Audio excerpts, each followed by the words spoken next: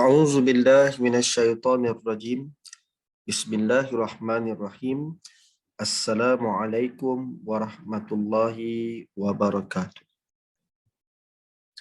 Muslimin muslimat yang dirahmati Allah, insya-Allah pada kali ini saya akan kongsikan macam mana kita nak buat sedikit praktikal mengenal kalimah haraf. Cuma pada peringkat permulaan ini, kita hanya nak berkenal sahaja dengan kalimah haraf. Yang paling penting ialah pada peringkat ini, kita boleh tahu, boleh kenal, nak beza antara kalimah haraf yang kita belajar dengan kalimah haraf yang selalu kita sebut, yang disebut sebagai huruf hijaiyah. Jadi, secara ringkasnya begini. Boleh rujuk pada buku modul masing-masing, iaitu pada muka surat 11. Seperti yang saya paparkan sekarang ini. Secara ringkas, nak kenal kalimah haraf ni, pertama sekali, yang paling penting ialah kita boleh beza sama ada kalimah yang dimaksudkan, yang kita belajar dalam tata bahasa Arab ini, pada peringkat asas ini, pastikan kalimah tersebut ialah haraf yang disebut sebagai al-ma'ani. Secara ringkas, boleh buat sedikit catatan ringkas dan juga mungkin boleh tengok balik video yang saya terangkan mengenai kalimah haraf. Baik, secara ringkasnya, bila sebut kalimah haraf, dia adalah kalimah yang membawa maksud, yang mempunyai maksud. Tapi kalau haraf yang tidak ada maksud, dia tergolong dalam golongan al-mabani ataupun yang kita sebut sebagai huruf hijaiyah. Kan saya kira semua di kalangan kita maklum hal ini. Alif, ba, ta, sa. Okey. Bukan yang ni kita nak belajar, yang ni kita dah belajar lama dah. Jadi jangan tersilap ya. Jadi penting untuk permulaan ini kita tahu kalimah yang kita nak belajar ialah pada kalimah yang disebut sebagai al-ma'ani. Okey, jadi kalimah apa yang kita akan belajar itu? Baik, dia ada banyak jenis, ada banyak kategori. Cuma dalam modul asas bahasa Arab ini saya tidaklah terangkan secara keseluruhan. Hanya sekadar saya kongsikan kalimah-kalimah haraf yang popular, yang banyak digunakan dan juga pada peringkat asas yang sesuai untuk kita yang baru belajar bahasa Arab. Jadi sekurang-kurangnya, kalau kita tengok dalam buku modul tu, saya ada masukkan beberapa contoh. Ni, contoh kalimah huruf ni. Di sini ada haraf jar, ada haraf ataf, ada haraf taukid. Jadi yang ni, kita akan belajar secara terperinci nanti pada topik bab haraf. Cuma untuk hari ini, saya hanya nak sebut bahawa apa huruf yang, ataupun apa kalimah haraf yang perlu kita tahu ialah antaranya disebut sebagai haraf jar. Kita panggil huruf jar pun boleh, tak kisahlah sebut macam mana pun. Yang penting kita tahu dia ni adalah kalimah haraf. Contohnya, dalam Quran banyak kita jumpa kalimah-kalimah macam ni. Saya perbesarkan sikit. Boleh nampak ya. Okey. Saya rasa kalimah fi antaranya, di antara banyak kali kita akan jumpa dalam ayat fi, ila, min. Semua ni dia ada maksud. Fi maksudnya pada, ila maksudnya ke, bi macam lafaz bismillah tu. Lafaz bismillah tu, bi pada bismi tu, ba yang berada bawah tu dia adalah kalimah haraf. Walaupun dia satu huruf, tetapi dia adalah kalimah. Kita panggil dia kalimah. Kalimah apa? Haraf jar. Nanti insya-Allah kita akan biasalah dengan sebutan tu. Penting ke kita tahu tentang kalimah haraf ni? Baik, jawapannya sangat penting. Sangat penting sebab kalimah haraf inilah yang akan menjadi sendi kata, yang kadang-kadang ada setengah dia akan membawa maksud penjelasan, ada membawa maksud untuk menyambung ayat, ada macam-macam lagi lah. Jadi kat sini adalah beberapa contoh. Contohnya kalimah haraf ataf yang berfungsi sebagai huruf penyambung. Ini yang paling banyak kita jumpa dalam Quran. Waw yang berbaris atas ni kita baca wa dan diterjemah dengan dan. Nanti bila kita belajar nanti, rupanya kalimah haraf wa ni dia ada beberapa jenis. Walaupun dengan huruf yang sama, dengan kalimah yang sama, dia ada maksud dan. Tiba-tiba nanti dia ada maksud demi. Yang tu insya-Allah kita akan belajar. Tapi secara ringkas untuk penerangan dan penjelasan saya pada waktu ini, pada peringkat tahap yang pertama ini, memadai kita boleh bezakan apa yang kita nak belajar. Bukan nak belajar huruf hijaiyah, tetapi kita nak belajar huruf al-ma'ani ni. Apa dia huruf al-ma'ani ni? Dia ada banyak, antaranya yang saya bagi contoh kat sini, ada haraf jar, ada haraf ataf, ada haraf taukid. Dan insya-Allah jumpa nanti pada topik tersebut. Dan apa yang kita nak kongsikan hari ini, sekadar makluman. Kalau siapa-siapa yang dah dapatkan buku modul, cuba tengok. Iaitu pada muka surat selanjutnya, sebelah dia tu muka surat 12. Di sini saya ada buat summary, rumusan. Apa yang kita dah belajar pada pengajian tahap yang pertama ni. Baik, untuk makluman, siri-siri video yang saya kongsikan ini adalah video ringkas. Yang terperinci perlu join kelas khas. Yang mana dalam tu kita ada buat latihan, ada latih tubi, ada soal jawab dengan saya. Dan itu insya-Allah lebih lagi memberi manfaat untuk kita belajar. Tapi paling kurang pun kalau hari ni puan-puan follow satu-satu ikut siri pertama, siri kedua sampailah ke tahap ini pun sebenarnya dah boleh memadai. Tapi saya sangat galakkan kalau nak dapatkan bimbingan dan panduan penuh, boleh sertai pengajian. Okey, baik. Jadi kalau kita tengok kat sini secara ringkasnya, di dalam buku modul masing-masing tu saya dah kongsikan. Bila sebut tentang kita belajar asas bahasa Arab, kita akan bincangkan tentang al-kalimah. Kita akan bincangkan mengenai al-kalimah. Jadi di sini kita dah tahu dah kalimah tu apa dia. Kalimah yang disebutkan di dalam tata bahasa Arab ini ialah membincangkan tentang al-ismu, iaitu kata nama, kemudian membincangkan tentang al-fi'lu, kata kerja, dan juga al-harfu, iaitu kalimah haraf, kita sebut huruf kat situ. Jadi ketiga-tiga ini adalah elemen penting dalam kita mempelajari bahasa Arab. Sebab itu pergilah ke mana-mana tempat pusat pengajian, tak kisah siapa yang mengajar, pasti akan menyebut ketiga-tiga kalimah ini. Jadi secara ringkas pada tahap pertama, apa yang kita belajar? Iaitu mengenali kalimah berdasarkan tanda-tanda. Berdasarkan tanda-tanda. Contoh, sebelum ni kita dah belajar kalimah isim. Macam mana kita tahu itu kalimah isim? Antaranya, ada alif lam kan? Contoh. Macam mana kita tahu kalimah fa'il?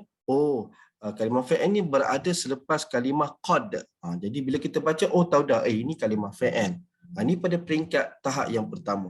Begitu juga dengan kalimah haraf, iaitu kita tahu, rupanya bukan kalimah huruf, bukan huruf hijaiyah itu, rupanya ada dalam tata bahasa Arab ni disebut sebagai kalimah haraf yang mana menerangkan tentang kata sendi, ada sebagai huruf penyambung, ada sebagai huruf penegasan. Yang tu kita kena belajar nanti pada topik tersebut.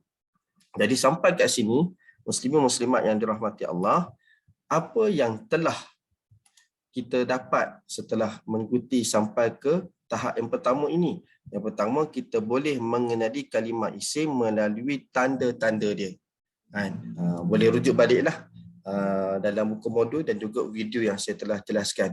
Dan saya percaya belajar bahasa Arab ini dia bukan boleh belajar sekali, dia kena berulang kali. Mungkin kita tak ingat kesemuanya. Boleh rujuk pada buku modul, balik pada muka surat tersebut. Ada berapa yang saya senaraikan? Ada 5 tanda nak kenal kalimah isim. So kita tengok satu persatu. Begitu juga apa yang kita boleh dapat ialah kita dapat mengenali kalimah fa'il melalui tanda-tanda dia. Dan juga boleh membezakan kalimah huruf, sama ada huruf tersebut mabani ke ma'ani.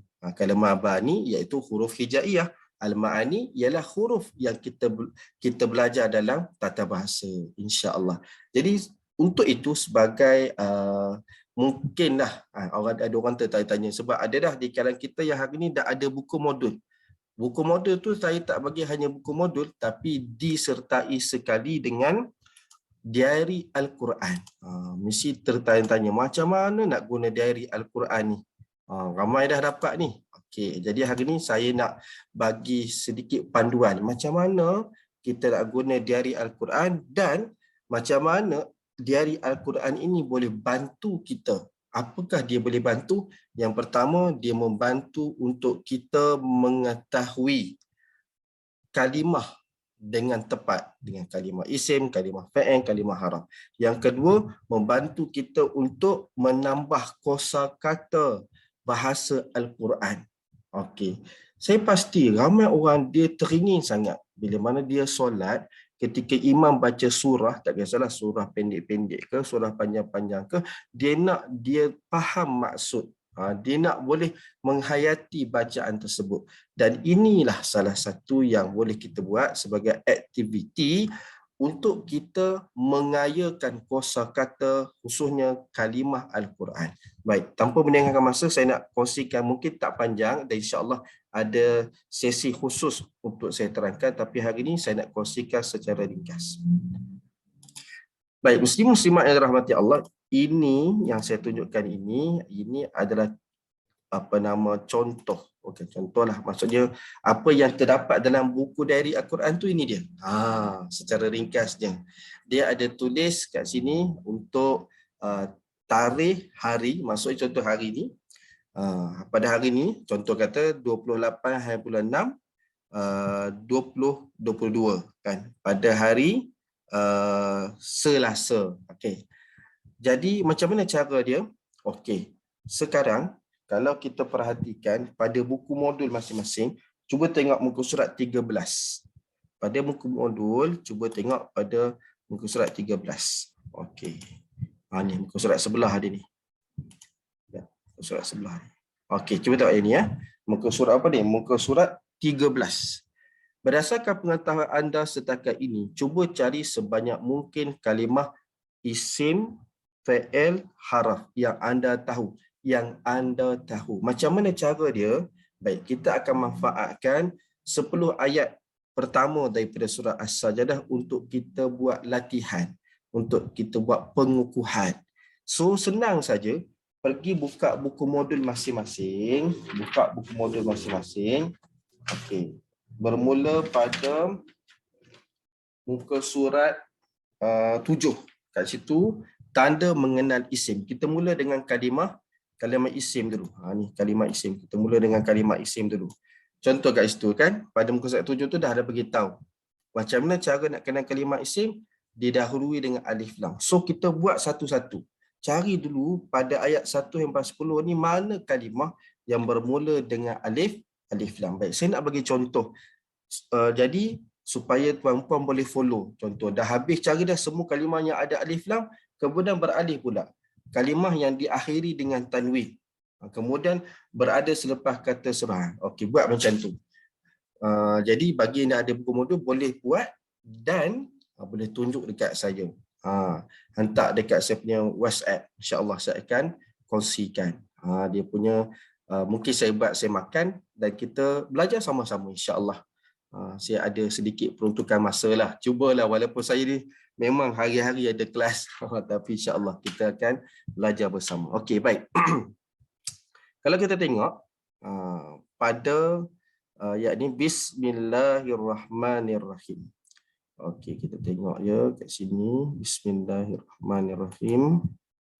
Okey. Ingatnya warna kita warna merah untuk kalimah isim. Jadi sekarang ni kita kena guna warna merah lah.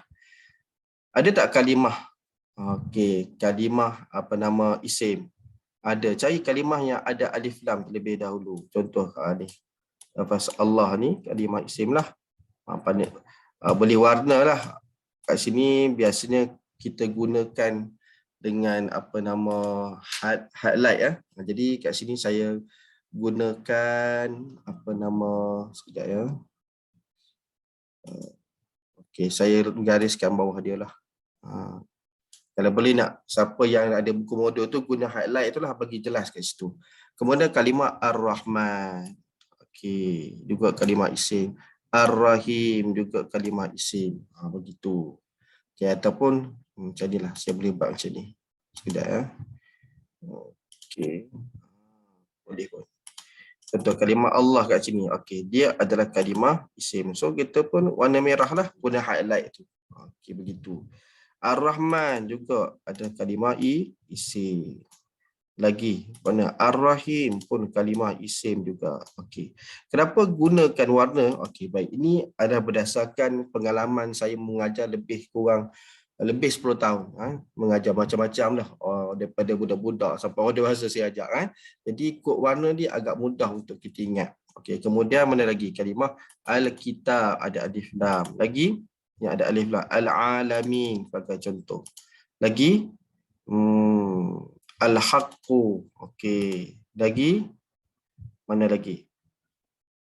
Allahul Lazi khalaqas samawati. Okey, as-samawati. Okey. Tak apa, jangan fikir salah betul. Yang penting buat berdasarkan pengetahuan kita. Contoh lagi, al-ardha. Okey, al-ardha. Okey, lagi ada lagi al-arsy. Ni semua tahu maksud ni. Lagi al-amra. Okey. Katakan dekat sini kita tak tahu kalimah al-amra. Okey, yang ni lah kita nak guna buku dari Quran kita tu. Macam mana cara dia? Okey, baik. Sekarang saya nak tunjukkan. Pertama sekali, apa yang perlu? Ini yang diperlukan. Iaitu Al-Quran terjemahan perkata. Macam ni lah. Ini contoh terjemahan perkata ni. Yang ni saya gunakan aplikasi dekat desktop saya. Okey. Dan mungkin lebih kurang samalah dengan Al-Quran terjemahan perkata yang tuan-puan ada. Jadi tadi kalimah apa yang tak tahu? Al-Amra kan? Tadi tak tahu. Jadi kita cari apa yang dimaksudkan dengan Al-Amra. Okey, kat sini. Tengok bila macam sini saya boleh klik, dia keluar kalimah sini. Oh, Al-Amra maksudnya urusan. Jadi macam mana cara nak guna dia? Okay, sekarang ni kita kena manfaatkan buku dari Al-Quran itu. Okey, saya tunjukkan kat sini. Secara ringkas, buku dari Al-Quran. Ini buku dari Al-Quran. Tulislah tarikh berapa hari ni. Okey. Kemudian tadi kalimah apa yang kita nak cari tadi ialah kalimah al-amru. Kalimah tu adalah kalimah isim. So letak kat kolom isim. Ni saya dah buat siap-siap dah. Isim fi'il harf. Okey. Tadi kat situ. Kalimah dia al-amra. Baik, sekejap.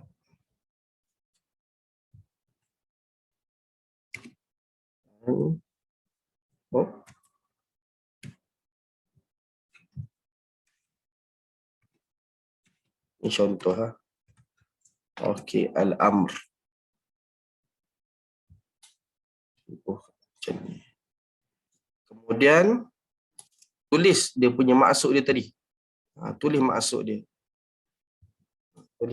Apa tadi? Urusan. Okey, urusan. Maksud dia tadi urusan. Okey. Tulis maksudnya di bawah dia. Okey. Kemudian apa lagi nak kena tulis? Buatlah catatan sikit. Kadang-kadang kita tak tahu kalimah ni ada di mana. Okey, tulis tadi. Dia adalah kalimah yang berada pada surah apa tadi? Surah As-Sajdah. Saya suka tulis nombor surah bagi pendek sikit. Surah As-Sajdah ni surah ke berapa? Okey, senang je nak cari. Kalau siapa-siapa tengok pada Quran masing-masing tu, dia ada tulis nombor surah macam ni. 32. Okey, surah 32 ayat ke berapa? Tadi Al-Amra tadi. Okey, ayat 5. So macam ni. Okey, cuba tengok kat sini surah As-Sajdah. Jadi kita ambil angka surah ni. Kita ambil angka surah ni sebagai panduan kita. Sebab dia tak akan berubah dah angka surah tu. Okey, ambil angka surah tu, kemudian tengok dia ayat ke berapa. Tadi ayat 5. Okey. Ayat 5. Al-Amra. Okey. Ambil kalimah ni. So nak tulis macam ni, panduan dia senang saja. Panduan dia, baik saya kongsikan di sini. Okay, mana tadi? Okey. Baik, sudah hilang ya. Kena buat balik ni. Okey, tak apalah. Saya bagi contoh tadi ya. Contoh dia. Pun sudah hilang. Kalimah. Sudah hilang tapi tak apalah. Okey, contoh ingat baliklah tadi ya kat situ. Payah tadi. So kita tulis saja. Tulis dia punya apa nama ayat tadi, kalimah tadi al-amra maksudnya urusan. Kemudian tulis nama surah tadi. Surah ke-32 ayat 4. Macam tu cukup untuk panduan kita. Nanti kita boleh beliklah balik surah tu. Okey. Itu antara caralah. Antara cara yang boleh membantu kita untuk menambah kosakata bahasa Arab kita. Saya tulislah kat sini contoh dan panduan. InsyaAllah ada manfaat. Okey. Tulis sekali dia punya apa nama maksud dia. Jadi kat sini dia insya-Allah buat banyak kali, kalau buat tiap-tiap hari insya-Allah kita akan boleh ingatlah. Percayalah dengan proses itu. Okey, macam itulah lebih kurang. Ingat surah ke-32 ayat ke-4. Okey, wallahu alam. Ini dulu yang saya nak kongsikan. InsyaAllah saya akan sambung lagi. Kita belajar Al-Quran ini kena tikrar, kena ulang-ulang. Dan insyaAllah kita boleh ingat. Wallahu alam bisawab.